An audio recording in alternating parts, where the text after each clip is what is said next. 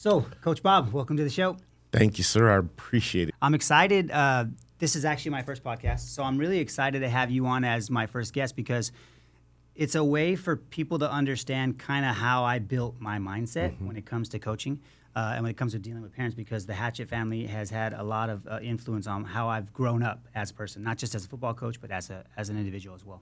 So first I want to just get started by give us a little bit of background about you, where you come from, what got you into coaching, that kind of stuff. Navy. I'm from a Navy family. My father was in the Navy, career man, and he once told us when we lived in Australia, we were stationed there, that they had Little League football in the United States. At the time, we were playing Little League baseball, so we were excited. We knew about football, but we didn't know that they made it for kids. So once we returned back to the States, my father became a coach. He actually was instrumental in starting Imperial Beach Pop Warner with some other gentlemen, some other Navy veterans. And he got the league started, Montgomery Waller Park, Lucky Waller. He signed us up. My father had one strict rule. He would sign us up for any sport that we wanted to play, but the rule was we weren't allowed to quit. So regardless of, I want to do that. But, once you got in there, if you didn't like it, tough nuggets. But he started the league. We joined. We had a great time in Pop Warner. And the one thing that was that struck me, there were certain kids in our league that didn't have a father at the house, but they gravitated towards my father. And at first I thought it was just the football aspect of it. He's our coach. But they were listening to the same lessons he was teaching me and my brothers very, very intently. And that struck a chord with me. Later on in life, I didn't really realize his message until later on in life. But at the time that we were players, me and my brother kind of got jealous because he was almost sharing. We were sharing our dad, and we didn't realize his message was that strong. Besides football, but just what you should do as far as your parents go. So. As I got older and wanted to become a football coach, those are some of the memories I had as far as the communication that he had with his players. It wasn't just about the plays. It was about how you spoke to your mom, how you spoke to your dad. Did you show up on time for things? I remembered that when I went into coaching, and it's helped me tremendously.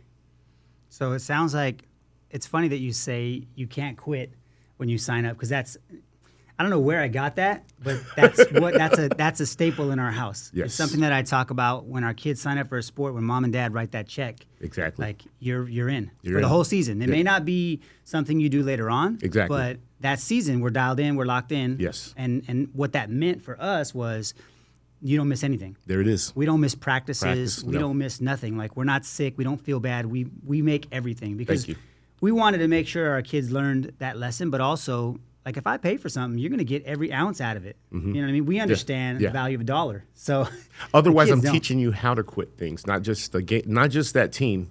I'm teaching you how to give up on things easily, take the easy way out. Yeah, exactly. And that's the lesson we learned. Yeah, and then so talking about your father, so Coach Hatch, Coach Ira, he was one of my first coaches. I want to say he might have been my first coach. Your first football coach. He might have been my first football coach, and Coach Ira, he just had a way of making you feel like you were more than just a player to him.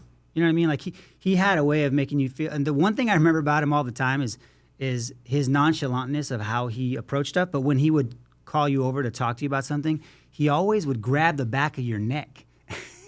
And I don't know if he did this to you guys, but he did it to me. That's how we were raised. He used to grab me by the back of my neck, and he would hold on to it just tight enough to let me, to where I was paying attention. Exactly. Because he was, he had a tight grip. I'm saying something to you. Yeah, and I remember that because I never forgot that. Yeah. I never forgot that. I remember when he passed and we were at the funeral. Yeah. That's the story I shared because that's the thing I remembered the most was like he got my focus that way. Yes. But I was dialed in on whatever it was that he was trying to teach me. Like, I was paying attention all the time, and that's why I think I really resonated with him. And you're right. Growing up, for kids like me, I had a father. My father. Yeah, exactly. But he wasn't necessarily around on a regular basis, and he wasn't a football guy. He was a Right. baseball guy. Right. So he didn't really have any interest in it. And my other the other people in my life that were teaching me good lessons, my grandfather, he wasn't into athletics either. So for us, me and a bunch of guys that I knew in the neighborhood, we gravitated towards guys like you because you guys were the guys that had what we wanted in terms of the knowledge, Right. and were interested in it, and we didn't have that at home. Right. So that's kind of what, Well, like you said too, and on a side note, on a side little bar, my father had a very, very, he had a special place in his heart for Jesse. The way he described you the first time I met you, because I was one of the first teams that I was blessed to be able to coach with him as an assistant, so I was learning. And he came home and told me that he had this fast little redhead kid, and his little nickname for you was Opie. He said, "Wait till you see my Opie." I said, "What are you talking about?" He goes, "I got a kid on my team that's faster than everybody. He's a great little athlete." And he was talking about Jesse. And that was the first time when I went to practice. We started, I think, that next week. And the first time I saw you doing the drills, and it was like, I'm so blessed to see where you're at now in life, because that same fire in your eyes you have now, you had that as a 9-year-old. Yeah. And I'm blessed to have said I could. I actually saw that.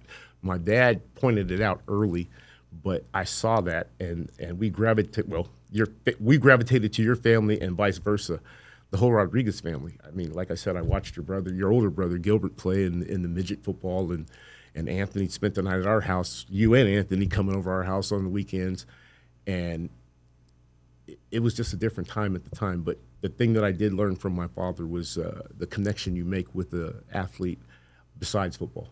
Was that something that just kind of happened, or was it something that you think Coach Ira was trying to do? Was that part of his idea of bringing culture to the kids before? Because now there's a big thing about culture. Yeah. And it's funny to me because everything you see out there about culture, we lived it. Mm-hmm. We did. It wasn't about we have to create a culture. We had a culture. It just was what it was. Yeah. And everybody, it was like a tight-knit family in the community. Everybody knew each other. The dads knew each other. They hung out. The kids after. I mean, for us, the games were cool. Yeah. But I don't remember the games as much as I remember the culture afterwards. Yeah. What we did after, where we would go to your guys' house and go swimming and every hang Friday out. night, every weekend. That's the stuff that I remember. And I'm just curious, was Coach Ira's idea to create that, or was that just who he was? I'll tell you the truth. I saw that same culture that was generated in football. I had already saw that in Little League. He did that over in Australia.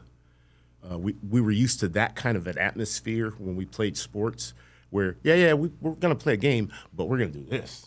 Right. We're gonna socialize. We're gonna see who each other are. That's how it seemed like it just created family. Somebody else's mother could tell you, "Hey, you better not do that," and you would listen. Yeah. You don't have that nowadays. Yeah, and it's unfortunate that you don't. There but is. That was really it takes a village. There it is. Mentality. It was the epitome of it takes a village. And I don't know if he was just trying hard to do that. That's just what we were used to, because he had already done that in Little League. And like I said, me and my brother got exposed to that style of his coaching and bringing community together in Australia. So when you started coaching, because I remember early on, I remember on the top fields, which I forget what level we were, right next to the snack bar. Right next on to the the left snack bar. side. I remember that's where the field where I really became aware of you as a coach. And you were really young for a coach, but I was younger, so I didn't really know any better. But I remember you at that point. But at that point in time, when you were learning how to be a coach, was it something that your dad was saying, "Hey, we do this, we do that"? Was it he was telling you what to do, or was it more observational? Observational. What I got from my dad when I coached with him, I got so much knowledge as far as how to play the game, X's and O's. But like I said, I got the off-field stuff from him, how to handle if you have a disgruntled parent, if you have a child that I got a chance to learn from him that you don't paint every child with the same brush. And so that's what I applied to my football program when I got mine. There were things that he did that I was like, you know what, I can go in a different direction. Not necessarily saying it was bad, but I think I can do something different than what he's doing right here. But all the other stuff I'm going to take with me. Right. So, but when it came to him watching me, Nah, he never stepped on my toes at all. It was all observational. He just let you learn Oh. as you went along. One of my greatest things that I still, it brings a tear to my eye right now because I remember, and as same with you, when we were coming up, VP Yeah, was the lead. Those were the bad boys. Okay, he was bad boys. And so for me to get my teams to the point where we were able to compete with them, one of my greatest wins was beating VP in the Q Bowl at Southwestern College, and my dad was sitting in the bleachers. That was before he passed. And he was up there giving it to the VP guys, just like, that's my boys' team down there. Both teams came into the game undefeated because in that division that year, I guess there was enough teams where they had two separate divisions. So they came in 10-0, we came in 10-0. And we were trying to tell them, hey, you guys just haven't played the right team yet. Yeah. And that was my dad up in the bleachers. That was one of the greatest. When I was able to look up there and he gave me one of those, that was it. That was a wrap. Kind of like a passing of the torch type of deal. As far as I was concerned, that was it. You know, it's funny that you say that Coach Ira was in the Navy and he brought a bunch of Navy buddies to start the league because I remember some of the trainings that we went through and they felt military-like. Like we were pushed hard. And I remember. I don't know if you remember Mr. Fredericks. He was like a DI, you know. There was a guy, I thought he was like a SEAL. Yeah. And he wasn't on our team. He was coaching, I think, the Cardinals because Gilbert was on the Cardinals. And I remember after practice, like watching them finish. We just finished running and they gassed us out. Like, the coaches, they didn't play with us. Like they made us tough. That's what made our and league. Made it hard. Exactly. That's why our teams were so good. But that coach, I remember him. He was after it was like military style training. Yeah. So it's funny that you bring that up because I remember that. I remember that being a part of the league. The whole time that you were in league, I think the majority of the coaches were military guys. Yeah. So they only knew one way to train, and they weren't going to cut you guys any slack. So. And I think that's where the mentality comes from. Well, it transferred into Saturdays because you guys were 100 miles an hour in the fourth quarter, and the other teams are gassed. Yeah. There were things that we did. That motto I still live by is how we practice, how we play. You guys practiced your way in line. Yeah. I used to be so proud of you guys. We'd go to another field, and you step up to the field, whatever your number is, number 21, Rodriguez. Thank you, ma'am. Once they said that you were cleared on the weight, you jump off the scale. Yeah. No coaches around. All you guys are standing there just, no grab ass and no nothing. And I would always get this from the weightmasters after my team would leave. They see that was the most respectful and disciplined team I've ever seen, Coach. That would make me so proud. But I knew that you guys had practiced that at the park. You were doing that in front of your parents, and they were trying to get your attention. You guys were standing in line, doing your weigh in line, and once we did that, then we'd do it on our water break. But your parents would be like, hey, Jesse, or hey, Bobby, trying to get your attention. You guys would be like, Mom, leave me alone. Mom, leave me alone. I'm not going to get out of this line. Yeah. But that translated over to when we went to another field. You already knew how to behave. Yeah. And it's funny because a lot of times, for me, teaching these kids that the sport it's secondary. Yes. Like, it's secondary. It's more about all of those things that you're talking about. Those are the things that I think parents need to really understand is the most important part of sports. Mm-hmm. The ones that get that, they tend to get the most out of sports, most out of it. For their kids. I've been seeing this 35 years, and the parents that do look at the other aspect of just the game, but what he's also being taught, they're the ones that go the farthest. Right. I tend to see that most of my kids that I coach, they always tend to come back. Like they want to come back. Yes. They want to play with us. Because of that, and I think it's not just so much because of them. I try to make the environment fun for them, but also challenging. So we want to make sure that you understand the game. That the biggest thing for me is to make sure your IQ is the highest it can be. Because I believe a smart player will outplay a talented player when the talented player doesn't realize that he needs to work. You know what I mean? Like it's just the way it works. But so I would make sure you knew the X's and O's, but also I want to make it fun because I want you to be around. And that's that community that we had always created. Exactly. And I think that the parents that I get to coach, I get the privilege of coaching their kids, they see that. And so they're always wanting their kid to play on the team, Unfortunately for us, in my area, it's not just the tackle football because I'm still the football coach.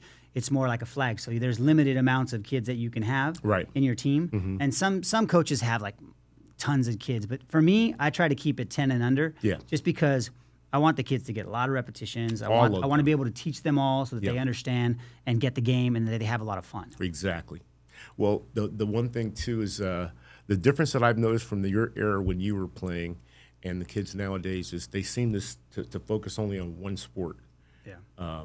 They specialize in one sport, and what I've seen from my coach's perspective, it causes burnout. By the time, not all the time, but by the time that person it's a fine line, because if the child wants to play just that sport, support them. Right. 100%. But the parents that have that, well, I was good at this sport, so you should be good at that. Right.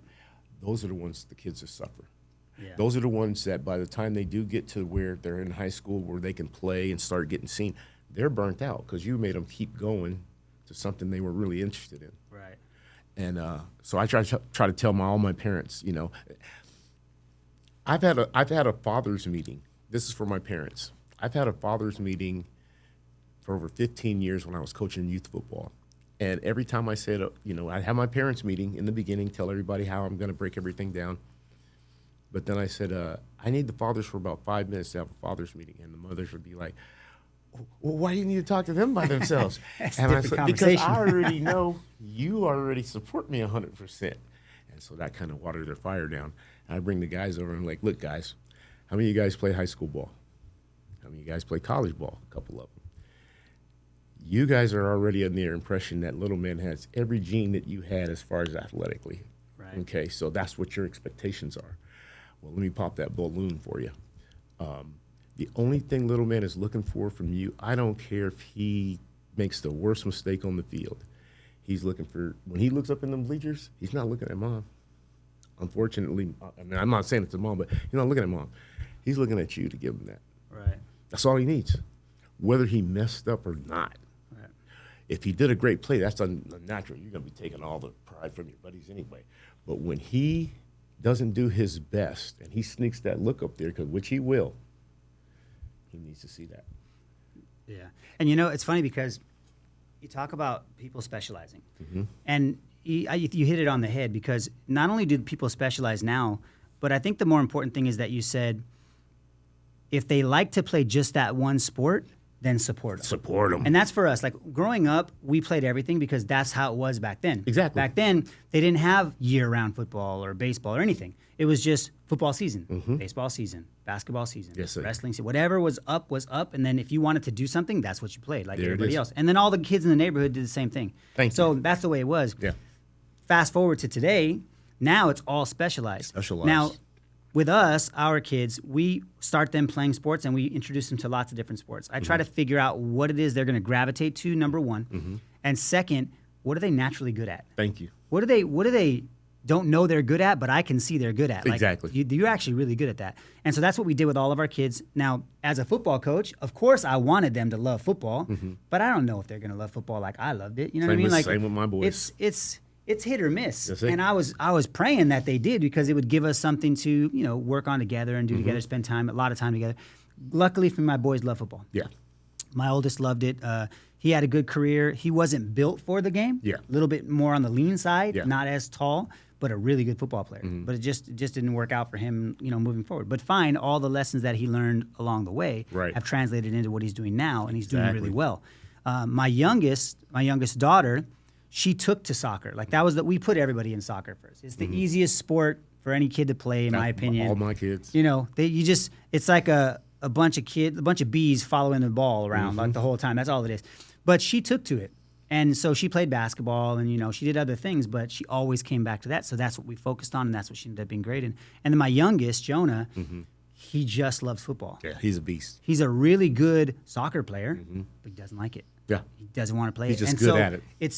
It's a fine line for us, because I know the things he needs to be doing to better himself as an athlete overall, because I think creating the best athlete is going to create the best player on any team. We used to always say, if you're a good athlete, you can play anything. Yeah, that's it. Put me into anything and I'll be good, because I have athletic fundamentals, I have skill, I have agility, I have all that stuff. I can learn the techniques and stuff later on, but if I'm an athlete, I'll be good. But for him going forward, it's more like I'm trying to get him, track is the next thing for him. Like, I just want him to run. A speed. Just want you to run. Like, I know you don't want to play any other sport, but track is It's going to help you. Yeah, it'll help you. It'll help get you to where you want to go. But it's funny that you say that because that's just the way it is now. And I think parents need to really understand you need to support your child in whatever it is they want to do. They want to do. Not you. Yes. You had your time. Yes. And I talk about that. You have to be willing to know that whatever you did or didn't do, you have to be okay with that.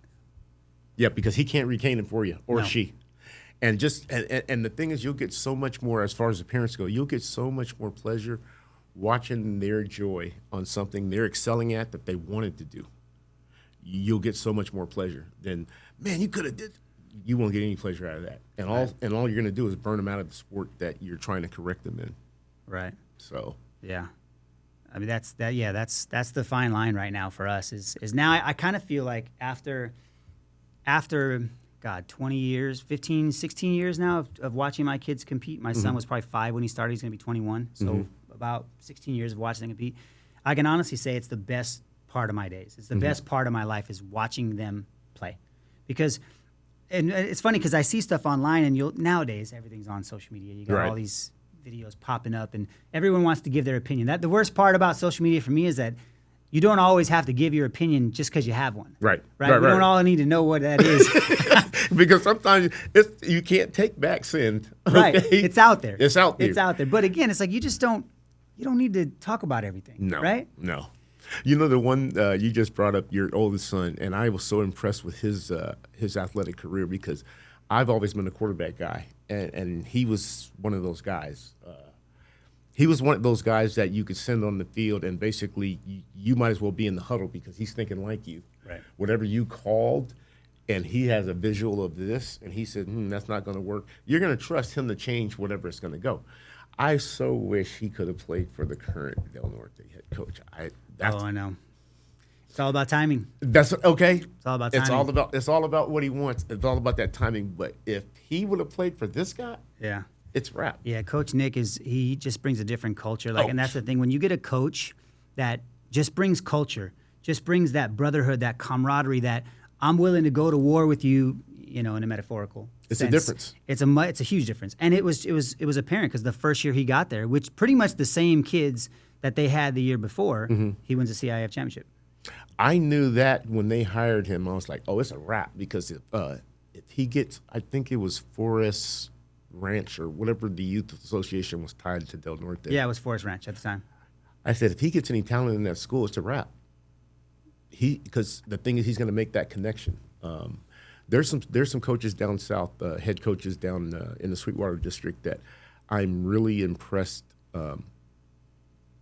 I'm impressed with the way that they handle the kids off the field, not necessarily the X's and O's. Because I'm not saying everybody can get that down pat, but focusing on what the kids need off the field, which is pretty much what our conversation is now.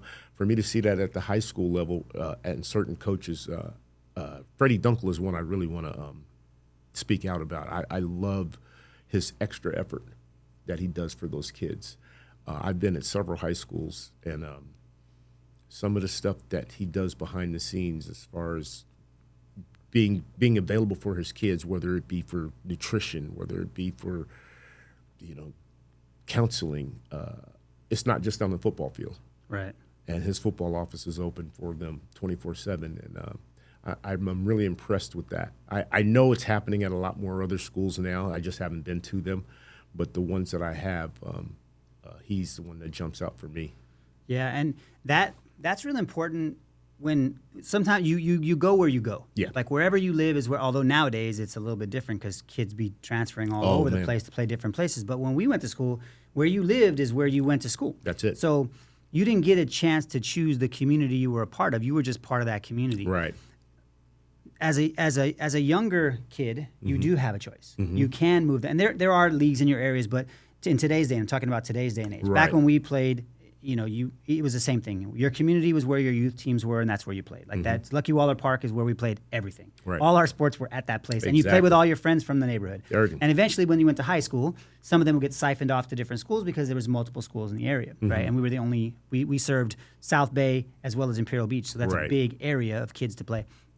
But I think it's really important nowadays to make sure that as a parent, if you're trying to get the most out of your kid, that you're putting him into those communities. You got to find those supportive communities for your kid to develop in, because they're not just they're not out there like they used to be. No. They're not. You have to really go out and seek them. And there's so many different choices. I mean, if you look online, I know you specialize in quarterbacks. There's a multitude of quarterback coaches out there. Exactly. And, as a father who has two quarterbacks, one that doesn't play anymore and one that's still on his rise, like, it's up to me to find those types of people where I can put him in and have him be challenged. I got to find the right coach for him. So in terms of development for athletes, how important do you see that for athletes to make sure that they find that right community? Well, I think that the community, I'm not going to say it's going to be easy, but it's going to be easier to find the coach to develop the athlete than the off the field, and that's the part that concerns me with some of the youth parents that will and I'm starting with the youth. They will transfer their kid to a strong program because they want to be with the champions, but a lot of the times they might not realize once your child comes off the field, and if you're not part of a community, then you'll be watching that game with just your family and the same team that you're representing, all their parents and everybody else. They'll be over in the other section, but you will be the one ostracized because you were the one that took somebody's kid's place when they did the transfers. And they don't look at that part of the game. And I've heard that from a lot of the parents that have taken their children to other programs. And it's the child gets along with the teammates. He's playing with them every day. He loves them. Parents don't get along because that same child you brought over from this area took her child's place. So they don't like you. Right. Regardless of no matter how many touchdowns he throws or runs, they don't like you and so that animosity is never talked about. The coach doesn't care about that, what's been created. And so, like you said, if you're trying to find a specific coach for the athlete, that seems to be an easier job than to find the community that's going to accept him. Right. So it's more so like you find the coach to develop the skill set, and then you have the kid play in the community that they're in. That way they can just excel, and they don't have to worry about it. They've grown up with all the same kids. Like in our neighborhood, my son's about a year away from playing in high school. So all of his buddies, they've all played together, and all the people that he's been competing against in the teams in our area. We have some pretty good athletes in our area. All the kids that he's been competing against are now going to be his teammates. And so there's that camaraderie. And I see it even now out there. We have a game tonight. They have a championship game tonight. And he's going to play against two really good teams that are good friends of his, and they're going to get out there and compete. But in 2 years, they're all going to be teammates at the next level. At the same school. Yeah. And so, there's something to be said for finding the right community to develop, or the right community to develop, and building up the community that you happen to live in. That's the key, too. I don't see the investment being right back into the community you already live in. You spoke of Lucky Waller and the hotbed that we created. If we look back now at the talent that spread out from just that park alone, there's 13 high schools in the Sweetwater District. I'd say 6 of them profited from just that park. Right. Just from those athletes. And there was a high school that was right across the street. If they had been in the right situation, they could have prospered. They could have had all those athletes in one spot. But politics and certain other things caused the other kids to be pulled in this direction. And then, like you said, once it wasn't a priority or mandatory for an athlete to play at the school that he actually resides in, the area he resides in, well, then it was up to the parents. Are you willing to drive your kid now 25 miles or 20 miles, 10 miles just to practice? Right. That's every day. I think, too, what people need to understand is, and this is a perfect segue into it, is that parents are the ones, in my opinion, that generally get in the way. When you said politics, the first thing I thought of was parents. It's the parents that are out there wanting their kid to have the best opportunities, which every parent wants, but not at the expense of like developing the child. Like just because just like you said, if I bring my kid to a different school and he's not going to get any love because the coach's kid is the whatever position that he wants to play. If I pull that kid from that area, or if I try to make a fuss, or if I try to interject myself into the PTA, into the boosters, into the school itself, I'm doing more damage. Even though I think as a parent, I may think I'm doing something good for my kid. I'm really not. Right. I'm hurting my kid because now if he does get that job, if he does earn that position, the other parents aren't going to think that that's the reason why. And the parents are the ones that are usually talking to the kid, to their kids, and like, you're not starting, not because you're not good enough, Right. because so-and-so over here, his dad is a wealthy guy and he put money into the thing, or whatever the excuse may be. You know, that's tend to be what you see. So in my experience, a lot of times parents, the biggest thing you can do as a parent is to lead in silence in the background. Like, you're there to guide your child, but you're not there to interject in their stuff. And a lot of times that's where you see, unfortunately, you see a lot of violence. Well, the thing, and I love the point you just made too, as far as to guide them from silence. I have never had a problem season from my parents because of the meeting that I had in the beginning, plus, of course, the weekly meeting that I don't mind. Every Thursday, I have my parents, the last 15 minutes of practice, they meet me over in the bleachers, and this is your time to air out your concerns from the previous week. There's never a buildup of concerns or things that you've been wanting to talk about since the beginning of this. There's never that. Right. The biggest thing I see about parents nowadays is they're not included, and that's all they want to be, included. You're getting ready to ask my baby to play a violent sport. I'm just only talking about football. I need to know what you're planning on doing, how you practice, how you plan on talking. As much information as you want to give me, I'll take it. That's a parent's. But what I see is, because certain coaches will say, close practice, Pop Warner, that's really serious, or that's silly, but high schools, they'll close a practice. But when you start just kind of compartmentalizing everything that you do and you keep them on the outside, they get to form their own opinions on you now. And it's only from what they see. So I include them, come see me. I want you to see, because my drills are the same, I want you to see why little Johnny's not starting, because he can't do the drill just as good as little Jimmy. And I'm not going to put him out there if he doesn't know what he's doing. But the thing is, I'm going to let you guys know everything I'm doing every week. You're never going to get to that point where, well, Coach, how come we already talked about it, but if you want to talk about it again. And then at every parent meeting, I will always have, because, you might get distracted, what have you. Certain people are not great listeners, but, they need to see it in black and white. All the meetings, whatever we're talking about, the meetings in black and white, so you can take this home and read it when you're comfortable, when the baby's asleep. Now I can read what Coach is going to do. Right. I stopped having one team mom. One lady taking care of 35 kids is a handful. Now we're gonna have a booster club. Whoever wants to help out, my mom that I'm going to be talking to on a regular basis, whoever wants to help, come. Fathers too. I never wanted my parents to feel like they couldn't approach me, especially when I'm dealing with their baby. And right now, from what I see, how it's changed from when you came up, that's one of the biggest problems is they don't want a voice. They don't want your opinion. Right. Listen to what he has to say. Right. A lot of times I think that that's the reason that is because they have all kinds of other opinions that they're getting online. Here's my application then, because you should have been on my squad. Otherwise, yeah, you have a parental opinion. Here's a coach's opinion. Yeah. Which one do you want?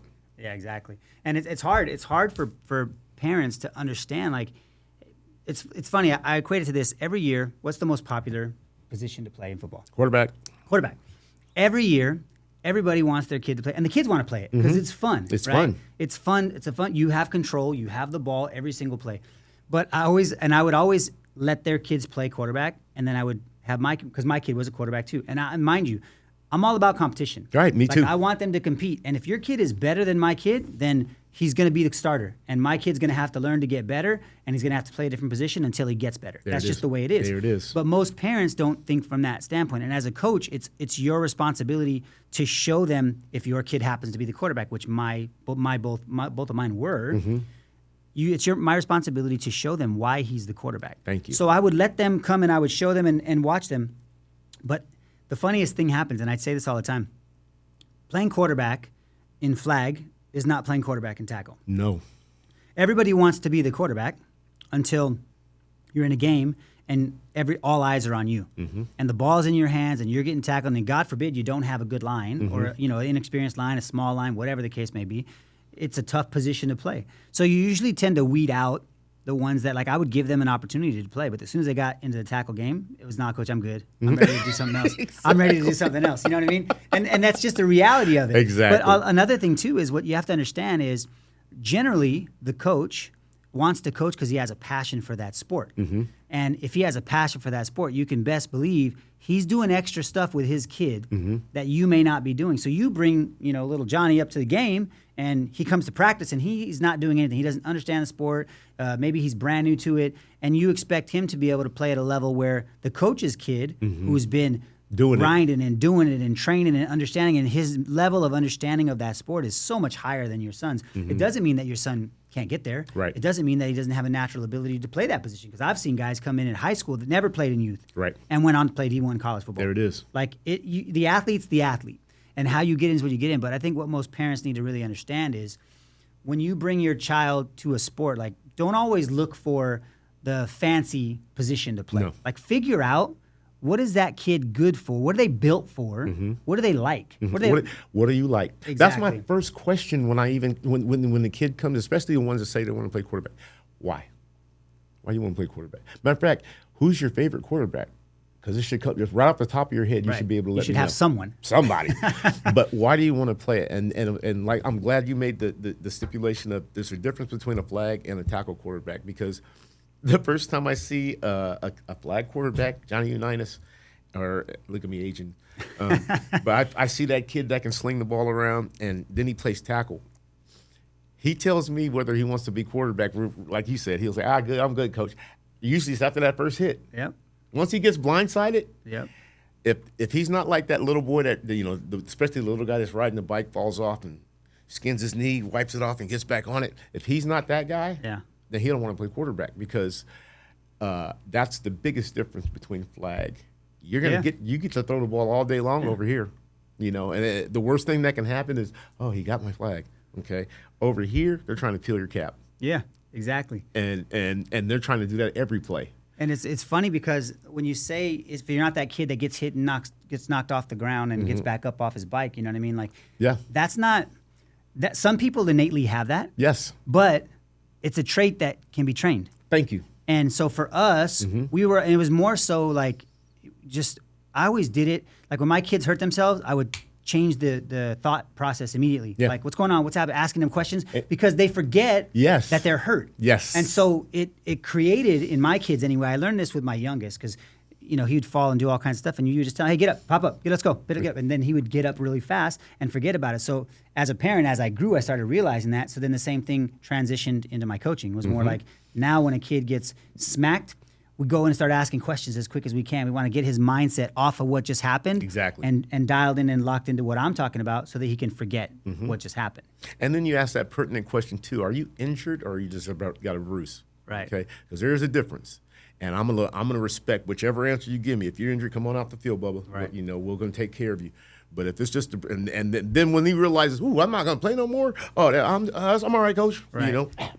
And he's gone. It's funny, I've had parents ask me, "Why did you take my son out?" And here's the conversation I literally had to have, which a lot of parents don't understand, is your kid may not want to be there. Thank you. And I would tell him, I said, "Look, man, I was trying to get him in and trying to get him the ball, but he don't want to play. And Thank you. I can't force him to go in and play if he doesn't want to play." And I'm not going to. No, that's not my job. No. My job is to get him comfortable enough to where he wants to play. I got to teach him how to navigate this whole thing, because it may be brand new to him. I got a kid on my flag team, really good athlete, baseball player, going to start playing football this year. I'm excited because I see tremendous potential in this kid. Like, whatever he does, I haven't watched him play baseball. He's probably a great baseball player too, but just this kid has such good body control, and he gets the ball at the top all the time, and he's always, it's comfortable, it's natural. You see some guys that can catch the ball and it's just super natural. He has that, and he has the size. The kid's dang near 6 foot already, and he's 14 years old. Hand-eye coordination. Yeah, already. he's got everything to be a great football player, but it's his first time playing tackle football. And so I just talked to his dad the other day, because I coach him in flag, and I'm like, "Hey, if you don't mind, like, I want to take him aside and do some stuff with him so I can help him, because I want him to walk into his high school and just be ready. Yeah. Because if he's ready, he's going to just Dominate. soar. He's going to dominate, and he's got a bright future ahead of him. He's going to be a receiver for my son in a couple of years as well. So I'm excited about that. But more so, I get excited as a coach that I can see what this kid could be. And even though I don't have to do anything, the good coaches are the ones that find excuses to help people that they don't have to help. Thank you. Just like you said about the coaches down south, like when you were talking about that, in my mind, guys that I know, like Coach Jason Carter Yes. from Lincoln, Coach Lincoln. Dunn, Yep. that program, Bashir. obviously, Yep. and that's Valencia Park, Yep. right? That's Yep. the area we grew up in where you have really good athletes, natural athletes, but just tougher communities. So it's Yes. harder to focus on what they want to do because of the environment they live in. Exactly. Coach Dunn and Coach Carter and his staff have created such a good environment of keeping their kids focused, Yes. out of trouble. Because, they say an idle mind is the devil's playground. Yes. Right? So if your kid is always doing stuff, then they're less likely to get in trouble with the surrounding environment. And Exactly. to that point, if you're doing sports, if you're good at sports, the bad element in your community, who may be some of your best friends, Exactly. you guys just went in a different path, Right. they'll respect that. They do. They'll allow you to do what you're doing and not pull you in because they know you're on that path. You're on the path, and they're trying to help you stay on it. You Right. know, they've already chosen theirs. Okay, and them seeing you on the right path, I love that. I love that aspect of it, where they see you coming down the street or going somewhere where you don't belong. No, they'll steer you the wrong way. No, you know where you're supposed to go. Right. You're supposed to be over there at the Hive right now. So, I like that. I like that a lot. Yeah, those coaches are the ones that you want to find coaches like that in your community, in your youth community, to surround yourself with, because those are the kind of people that are going to teach you those specific lessons that are going to kind of give you perspective, Yes. paint the picture, and kind of show you the road that you should be traveling. Because a lot of times, if you find a coach that is just about Wins. themselves, Yeah. wins, nowadays social media, Yes. they want to get their clicks and get you on. It's more like a business thing. Yeah. I find the best coaches that I've had my sons around and my daughter as well is that they've created a really good community. They've got a good community inside the sport as well as outside As the well sport. as outside the and that's sport. the key that goes back to when I was a kid and hanging out at your guys' home, is that we looked forward to those things just as much as we look forward to the games, if not more. Yeah. Because we were kids. And Yeah. at the end of the day, what we have right now is we have a bunch of kids that we're trying to groom to be adults. And then a small percentage of them are going to be able to realize that dream Yes. of being a professional athlete in whatever they're doing. But a larger percentage of them will be able to come out with the skill sets that we've helped them create, understanding community, how to be part of a team, how to know your role, how to do all these things that are really important for you in life. And that's really what parents should understand, in my opinion, is it's more about that. Yes. If your son is gifted, God gifted to have that, whether it's athletic talent or it's just a voracious appetite for work. Like, those are the two pillars of success. Yeah. You find guys that they just would not be denied, Right. and they end up making it. And then you find guys that they can't be denied. Yeah. They just have, That's it. they have it. My greatest stories though right now are the ones that are not the ones that became professional athletes. 'Cause I'm already proud of those guys, because like you said, you had to have a big appetite to do all the steps it takes to get to that level. But the success stories that I love, I can't get enough of, is when me and my family get interrupted, whether I be at dinner or we could be in Las Vegas one time, and my daughter will roll her eyes and goes, "You can't go anywhere where somebody doesn't recognize you." And I'm like, I don't feel that way, but for a former player of mine, don't even have to be a starter, Right. wants to introduce me to his family. You know, he's married now and he's got 3 kids and he's got a job and a house and he's successful. He didn't become a pro athlete, Right. but he remembers his little 1 year or 2 year time on the IB Chiefs, and he wants to recall us going to Disneyland and going and eating at the park every week. You know, some team was throwing a fundraiser and they were eating at the park. Those are cherished memories for that young man. And now he's got whiskers on his face and he wants to introduce me to his family. And those are my home run or my touchdowns. Right. When I run into former players that they got something out of, like you just said, off the field. the community aspect. And they brought that to their regular lives. And now they're living that same life with their families. And for them to want to share that with their little youngins and their wife, their spouse, I'm blessed. Yeah, it's funny. In our era growing up, like all of the guys that I played with that were from that area, they're all excelling in life. Yes. All of them. That's the part. All of them got their own businesses and stuff too. They're all excelling just in whatever they're doing, whether they have a great job, they're excelling, whether they have a business, they're excelling, whether they have kids that are athletes, they're excelling. They're just excelling in all aspects of life. And I think that that's more a testament to what you guys created down in that area, in that neighborhood that we were fortunate enough to just be in, that it's transferred. It transferred over to life. Well, to see you guys, like you said, you guys are successful now as businessmen, as family men, but to see you guys to try to continue that tradition, that's heartwarming. Yeah, and it's fun. I mean, we knew we were going to have athletes. I mean, I already knew my wife's an athlete. Yeah. I'm an athlete. We were going to put them in, and all you can do at the time. I'm not going to, say that I knew that they were going to be what they're becoming. Yeah. But I did know that we were going to give them all the knowledge that we had, so that they could get a head start. And I always tell my kids, I go, look, my job, because nowadays they tell me how good they are. They tell me how good they are. There you go. They're like, oh, I'm better. My son is, I'm better than you. I go, you know what? At your age, you are better than I was. You talking about Jacob? Jonah. Okay. Jonah. I go, you are better. At your age, Jonah's a beast. I go, you are better than I was. But I go, but the reason you're better than I was is because we gave that to you. Now, I didn't do the work. I didn't do any of that. But at the same time, I'm the one that taught you how to do this. I'm the one that started it. I'm the one that created the mindset. You tell Mr. Jonah that I can attest that if Jesse, your daddy, had all the options that you had available, you wouldn't have been able to touch him. Right, and I try to tell that to the kids. I go, look, you got to be grateful for the thing. And my kids don't. I'm not painting with the broad brush of being egotistical. But when you get really good at something, you can go that way. Thank you. And a lot of kids, that's one of the things that I have a hard time now watching on social media is there's so many kids that want to showcase their stuff. My kids don't even want me to take pictures of them. They don't want me to do anything. Like, they get mad when we post. They're upset. That's how they were raised. Right, and that's the thing. I think that a lot of parents need to, don't be so excited about, like, I'm going to post this. And dude, we all love our kids. We're all super proud of our kids. But I think it sends the wrong message to the kid, especially if you're not in the trenches with them as a coach. Yeah. Like, I get to coach my kid on a regular basis. I coach him weekly. Every week we're doing a couple of things. And not as much now as when we were growing up, because he's at a point, my youngest is at a point where he does his own thing. Yeah. He's now in the weight room, in the garage on his own. Yeah, but he's equipped though, Jess. Yeah, he has all the tools. He has everything he needs. He has the gym at home. You could have a gym at the house. You don't even need a gym. When we first started with him, a lot of parents think that, and I struggled with this too. Like, when do I start my son lifting weights? When do I start my daughter lifting weights? Because I didn't want, I'm average height. My wife's 5 foot. So we don't have natural genetic tall people. So it's like, okay, when do I start him? Is there a thing about, if you lift too early, do you start to mess with the growth plates? Do you start to stunt their growth? I didn't know.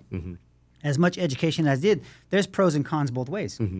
So for my son, I knew how to get strong just regularly: push-ups, squats, sit-ups, pull-ups. That's it.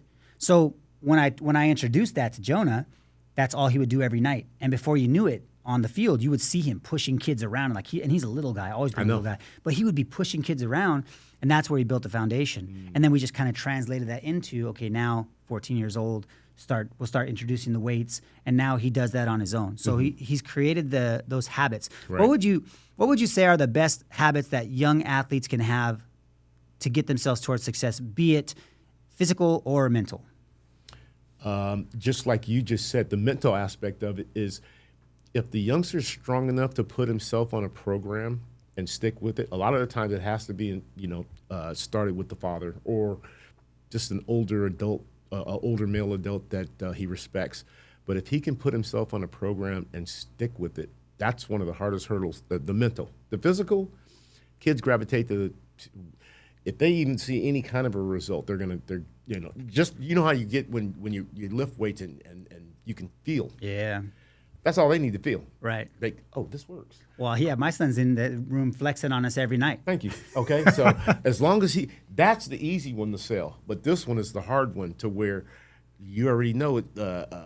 You work out one day really hard, and you're so The next day, you're making every excuse in the book not to go back in there. Or when you're supposed to go back in there, you got every excuse in the book you're trying to think of on why you can't work out today. So it's always the mental was the hardest one to get over for the kids. So what if you had to get, like, in terms of, let's say you have an athlete like that, and he's got potential, but it's a mental block for him. How would you approach a specific, I know it's more specific to an individual, to a specific athlete, but in general, what do you find works the most when you have a kid that has the physical attributes to be successful, but there's that mental block of them getting themselves in the way? Like, they tend to get it there in their own way. How would you handle an athlete like that? The bottom line is it goes back to you saying the same thing in the beginning. What do you want? Do you want this? Because I can back off. I can see what you need to do.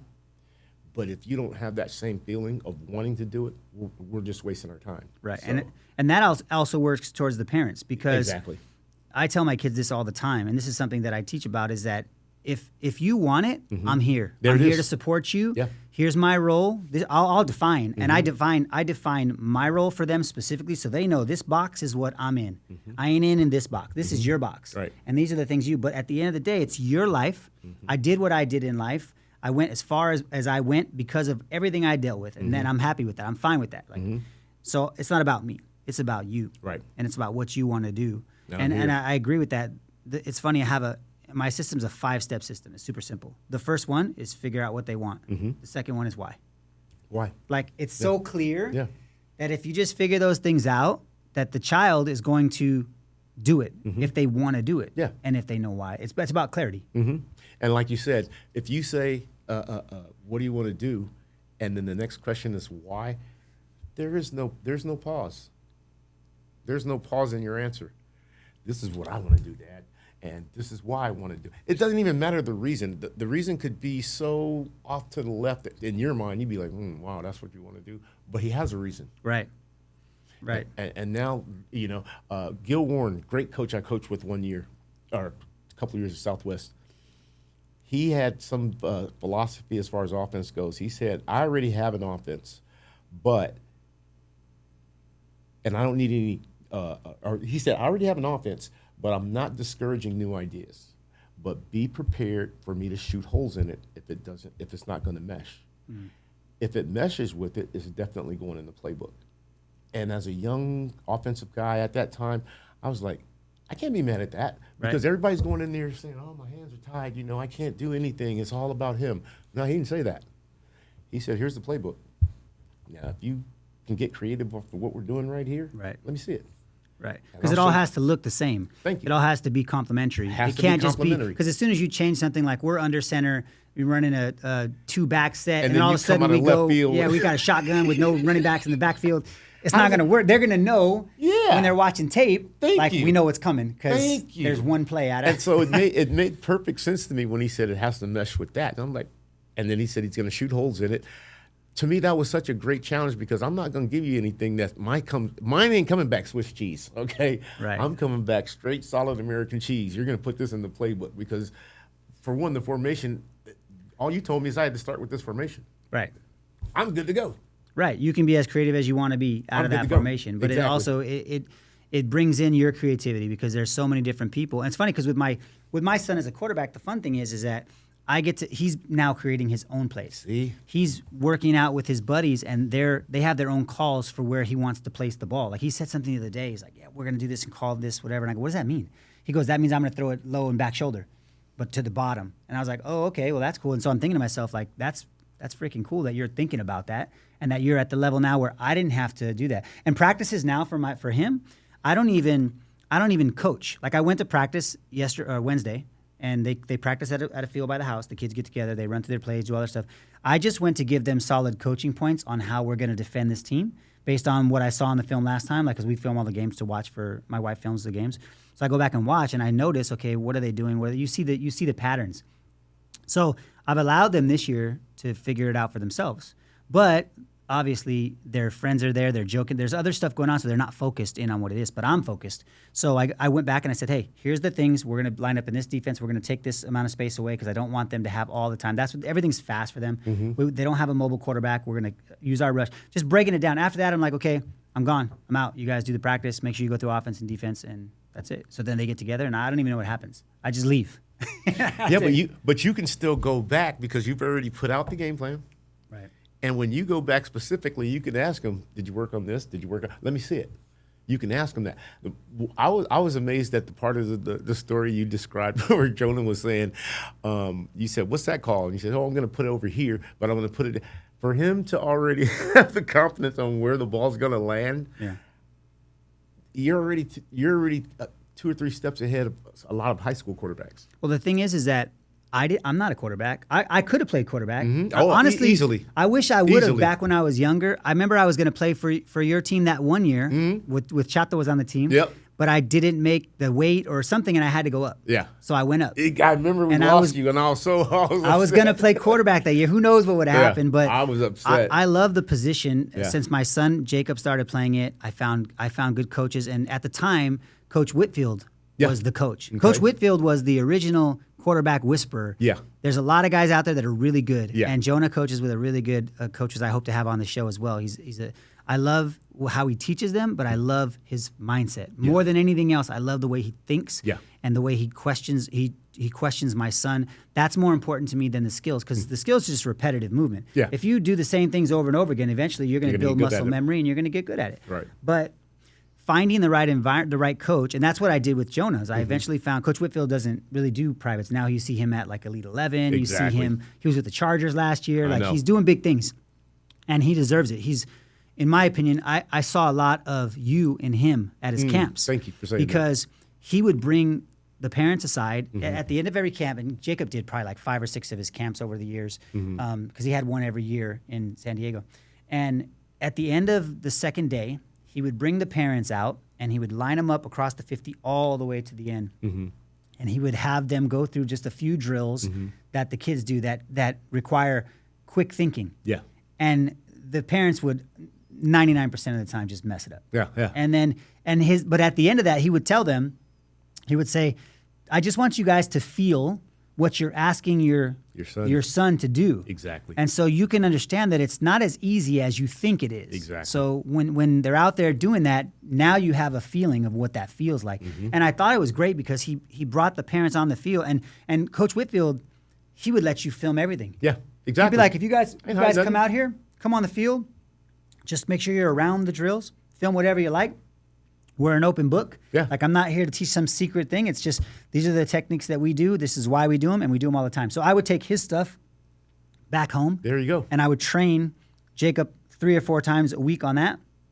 And then eventually I would start training Jonah as a little guy. So Jonah got the benefit of Coach Whitfield's coaching that he imparted to the camp that I was able to borrow and use that in him. And that's why he is where he is now, so young. But then I had to find other coaches now. And again, I realized, like, there's a limit to my coaching, and it's really a foundational limit. But as you a coach. recognize what your limit is. And that's where I think a lot of people need to understand is you don't always have to know everything, and you can either do one of 2 things. You can figure it out, which takes a lot of time, a lot of effort, and if it's foreign to you, you're not gonna be clear in your delivery. Or you can find somebody that already take the time to master that, and you can put your son or daughter in that situation where now they can be mentored by somebody that knows what it is you're trying to teach. You know what I did with the fathers also with my parent meeting? I used to say, I'm not going to tell any man how to raise his son. That's not my job. The one thing I will emphasize, though, parents, that the pressure you put on the young man when he comes back to practice the second day, and we're doing a drill that he just learned the day before, and he's doing something completely different. And the coach stops him and says, hey, what are you doing? What are we doing? And that little young man looks over at the fence, kind of sneaks a look. I know he's had a second practice. Right. Pops, I'm not even telling you not to have a second practice, but I'm talking about us, me and little Jimmy, do us a favor. That's why I say my practice is wide open. You can even come over and ask me, how am I doing this drill? Right.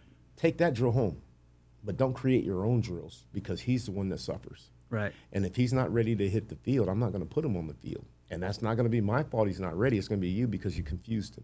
And like I said, you're his greatest hero. I mean, I'm not trying to disrespect mamas, but he is trying to impress you from day one. Right.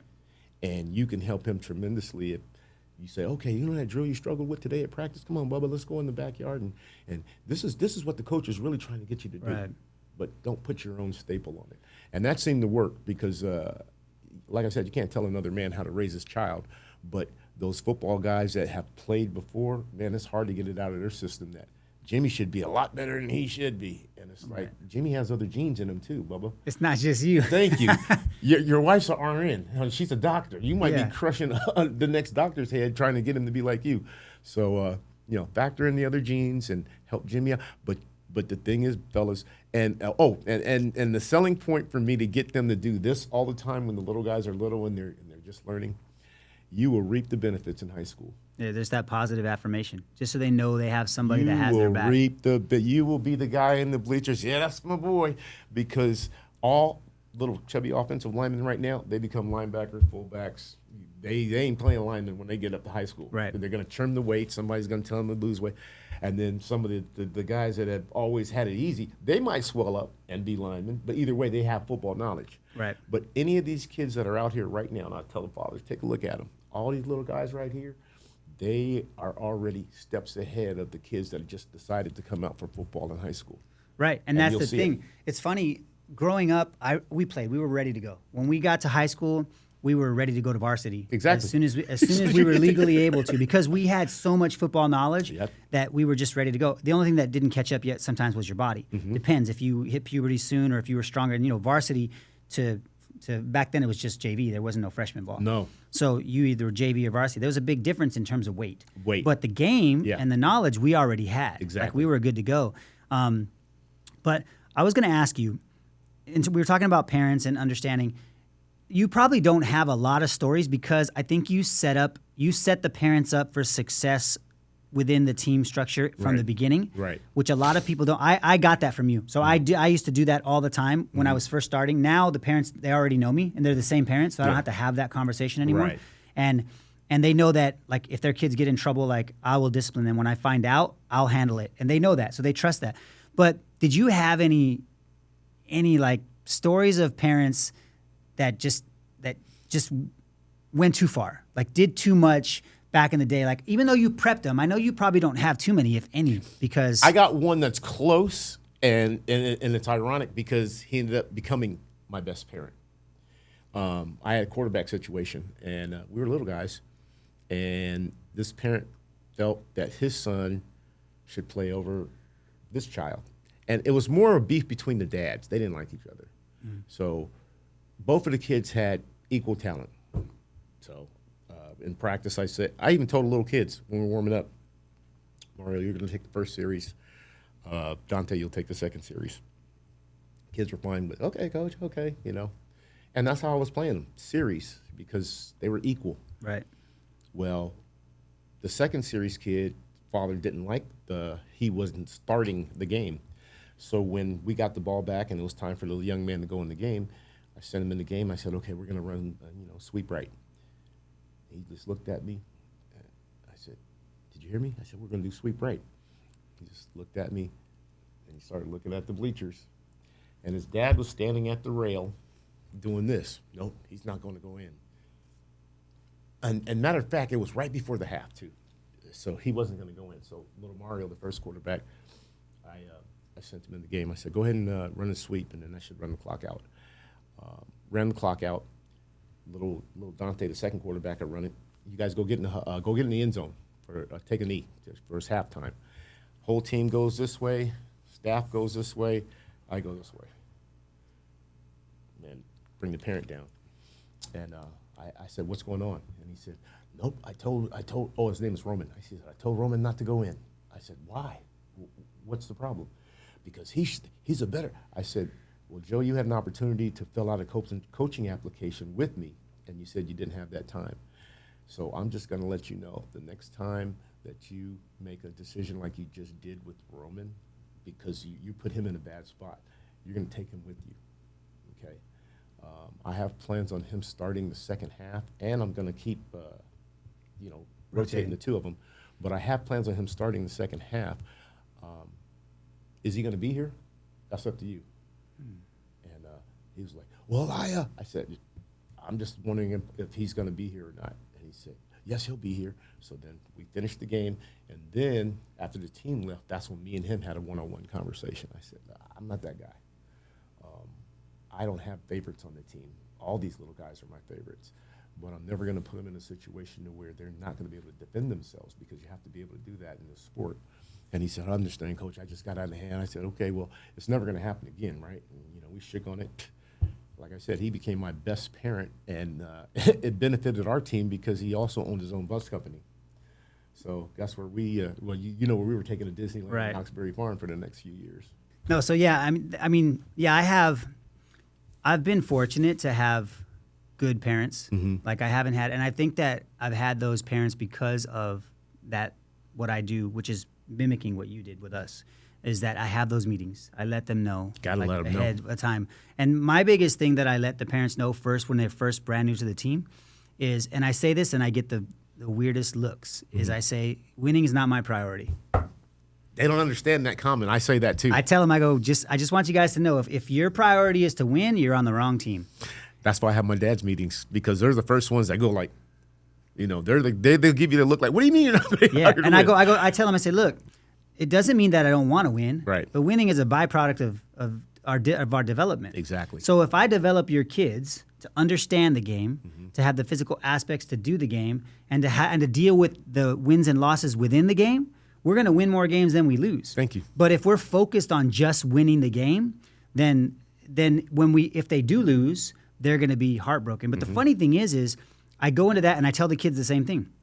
We're here to compete. We're out here to compete. We're out here to beat this team, but to be the best players we can be every single play. And if you get beat on one play, that play is over. Yeah. We're on to the next play. On the next play. And so I think a lot of times parents, unfortunately, they get the kids in the car at the end of the game and repeat. And they just repeat those bad plays that the kid did. Instead of focusing on like the praise side of it, they focus on those bad plays. So what advice would you give a parent, like at the end of a game, not either a good game or a bad game? Like, what is the advice you would give parents to focus on? Well, that's what I said about the moms too, because the moms are always going to be more on the sympathetic side. They know you messed up, and they also know that you didn't do it on purpose. Unfortunately, us guys, we have a hard time, wondering why he made that mistake, and that's if my fellow male parents could just go back to when we were 10. Just take that half a second to go, especially when you're getting ready to remind young Billy and Jimmy about the mistake he made in the game. Go back to when you were 10. That's all you got to do. Right. Go back to when you were 10 years old, and then say to yourself, do you want to hear that when you messed up? Because he definitely wants to hear you say, man, that was a great hit you had in the fifth inning. Right. You did it. Oh, that was outstanding goal you made. We won 2-1. If he was the goalie that gave up the winning goal, you really don't have to say anything. Right. He already knows. Right.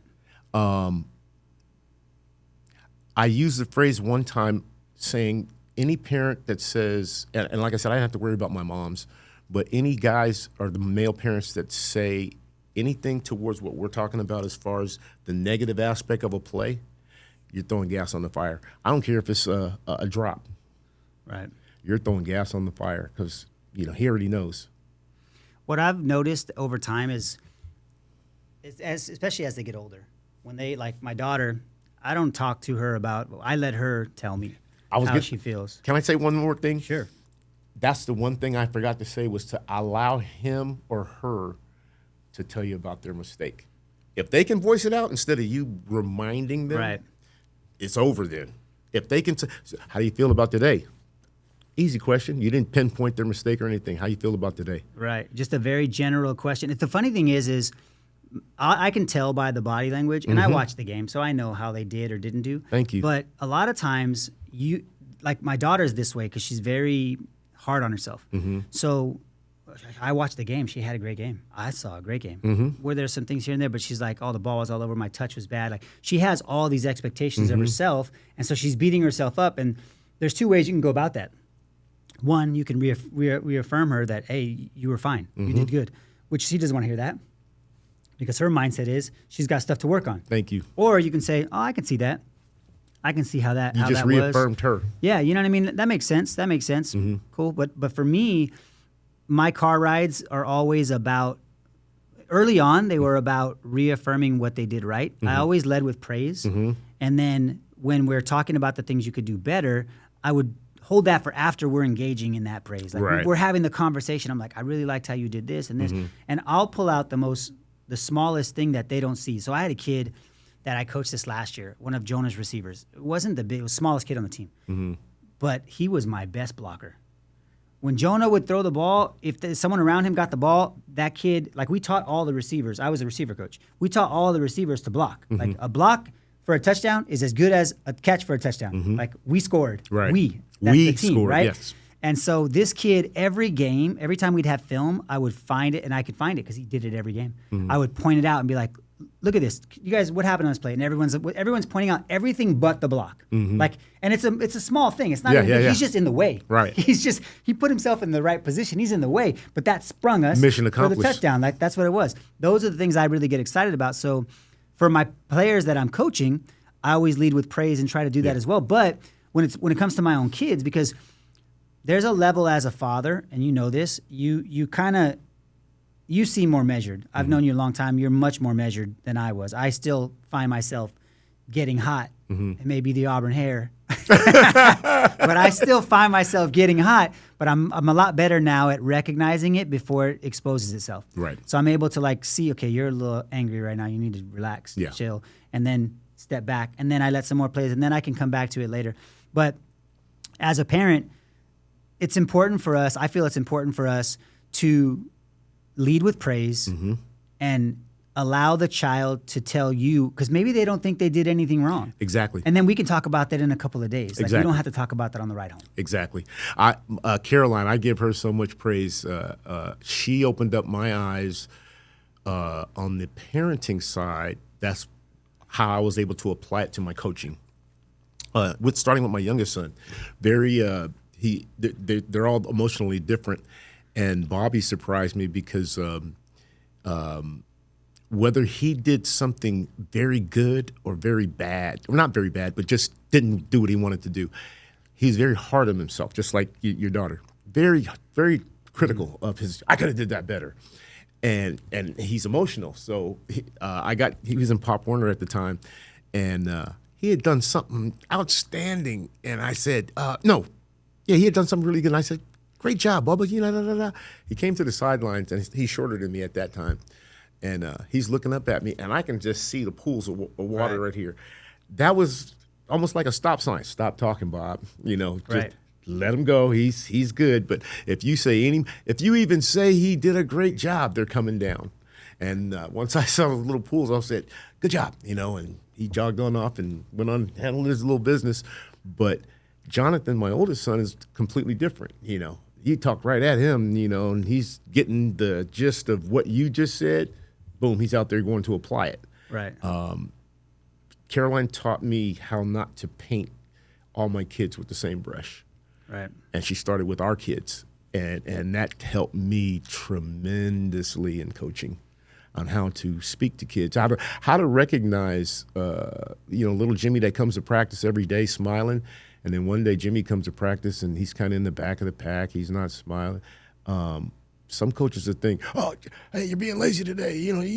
No, there's something else going on with little Jimbo, And so on the water break, you pull him aside and, you don't talk to him in front of his teammates. But she re-emphasized what I saw with my dad, but she showed me that all the kids are not the same, and their approach has to be different also. Yeah, I think that's a huge part of coaching, is being able to reach every single kid, and they're all different personalities. Just like you said, like I can get after somebody and hard because I know that's what they like. Because they like it. But if I do that to another kid, he just crawls up into a cocoon, and you can't reach him. No, you got, and a lot of times too, if you have a good communication with their parents too, like I said, that's why I include them a lot.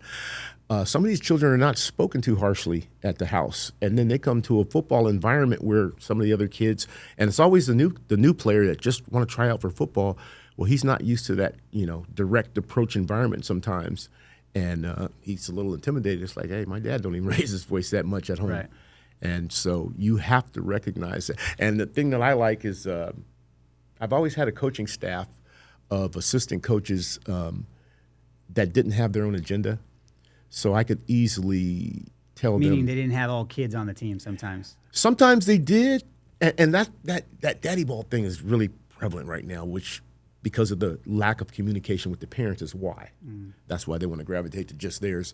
But my assistant coaches, I could tap them on the shoulder at any time. I'd never do it in front of the kids or anything, but I could kind of let them know when you're being either too aggressive or you need to water it down a little bit, or, you know, and never any static from my coaches. Oh, got you, coach, got you. Right. You know, we're adjusting to the player, you know, instead of him trying to adjust to a system.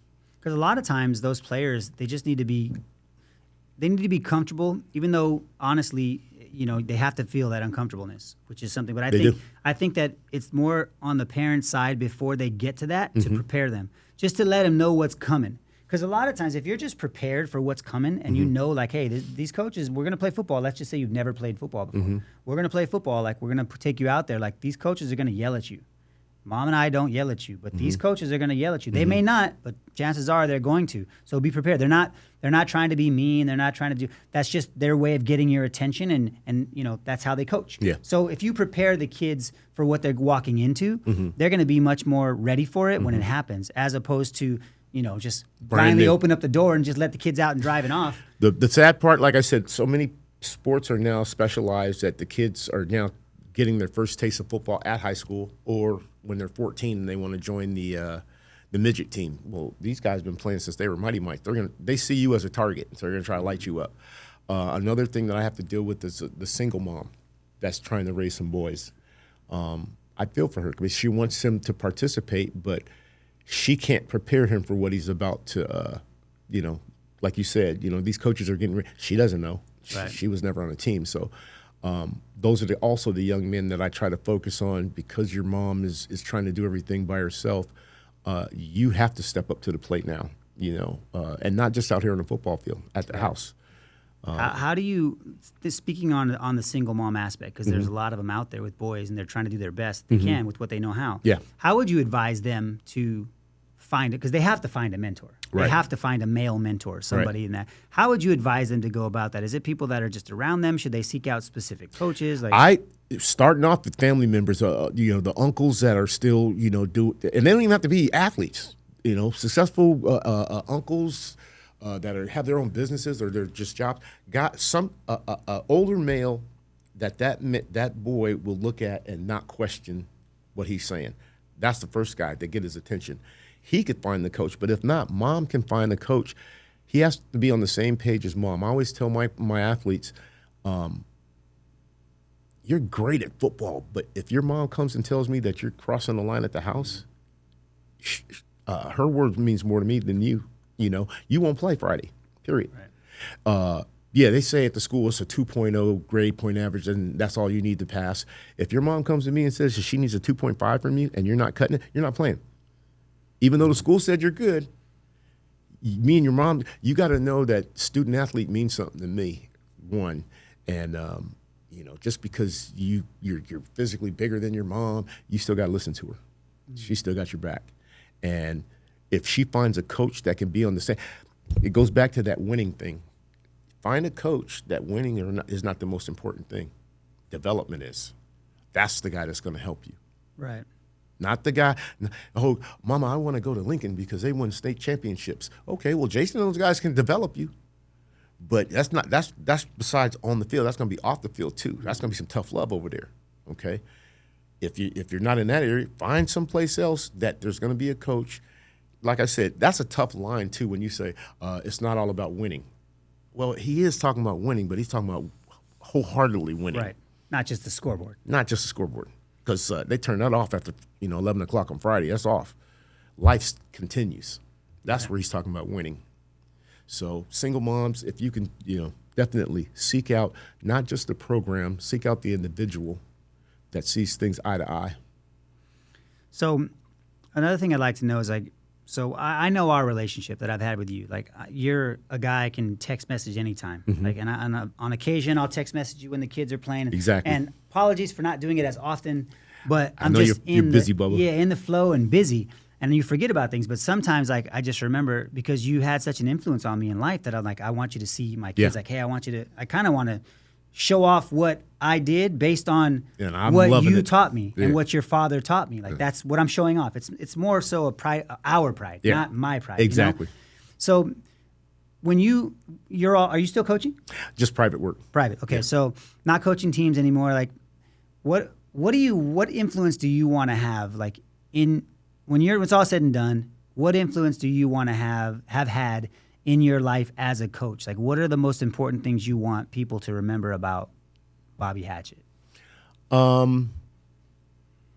The thing that like I said, I'm so prideful or so honored when the kids come back to me and they want to show me their success in life, not necessarily on the football field. If I was able to pass a message in our neighborhood that I cared about your well-being on and off the field, that would remind me of the impression that I thought my dad gave, and that warms my heart. I always wanted to be like him. I joined the Navy because of him. I became a coach because of him. I pretty much patterned my whole life after what I saw, the way he did things. So I didn't necessarily need another type of a role model. There was a guy that was living with me that I said, hey, I'm gonna do what he does. Right. So that's me. But if I've given a message to any of the kids or even parents, and it's funny now because the parents that I deal with now, I coached you, and now they want to introduce me to their kids, and I feel blessed to be able to see that. And like you said, to your story, I mean, it doesn't shock me the athletes that you have in your family because I know what kind of an athlete you were. I didn't get to see Lisa play when she was younger. I think flashes at Southwest, but I know what Jesse was about since he was a little guy, and Jonah's very lucky to have those genes. Yeah, he'll admit it at some point in time. Right now is not that time. Yeah. But I always tell him, I said, man, you guys, the whole goal is to make you better than us. Yes. And if I don't do that in not just in sports, in life, like Yes. I tell my oldest son, I go, I want you to be. He's been a businessman since he was in high school. Yeah, he's got such great skill sets in terms of like how he talks and all that, and all the leadership stuff, all the things he learned from sports. When I put him into my business, they translated. Like he could talk across the counter to anybody like easily, no problem. And so now when he's got his first interviews, he's on his second job, like, and that's because he wanted to do something different. So he went out, got another job, like would interview, did the whole thing, he's so good at those things, but those all come from, all the things that he learned when he was younger. And honestly, I probably could have did some of those things at his age, but You my didn't have all the youngest, tools, though. no, I didn't have all You the didn't have tools. the tools. And I always tell people, we have what we have. Thank I you. can't be You upset made with the my best. parents Yeah. for teaching me what they didn't know. Exactly. Like it's my job now that Exactly. I'm learning these things to teach them the things that my parents didn't know, so that the next generation gets better. The next generation, we continue to grow as a generation. But athletics and sports has been the biggest part of my life. That's literally all of my friendships have come from sports. Yes. Like my deepest friendships have come from we've played together, Yep. we grew up together, or after the fact we played together in some way. And I just think it's such a great thing in life that people really should cherish. Yes, And should definitely. understand how important it is to have those relationships. You know what I mean? Exactly. Hey, I was teasing Jake the last time I saw him when I went to go see Jonah play at Point Loma. Oh yeah. And it was we were just having casual conversation, and Jake was on his computer, and I said, "Hey man, you made your first million yet?" Didn't miss a beat. No, I'm working on it though. But the seriousness of it, I have no doubts where he's going to end up. Yeah, it's cool, man, to be able to teach your kids that it's just about work. Yes. And it's like that. Well, look It's at your like that in Olympian. anything. Yeah. Look. Yeah, Jaden, I mean, They don't pick Olympians, but not by lack of work. yeah, it's just honestly, it's just about work. I think the biggest thing that parents should understand is if you can teach your kid the proper work ethic and teach them why they're doing what they're doing, and they end up finding their passion. My uncle told me this a long time ago. He was successful, worked for the Navy, he was in the military, worked outside. His kids were all successful in businesses, and I would just chat with him. I always like talking to older people because they have so much wisdom. They just, and I understand wisdom now because I have a little bit, but they had a lot more. So I'd always talk to them. And I remember my uncle telling me, we were just talking about business, and he said, whatever you do, just become the best at it. Yeah.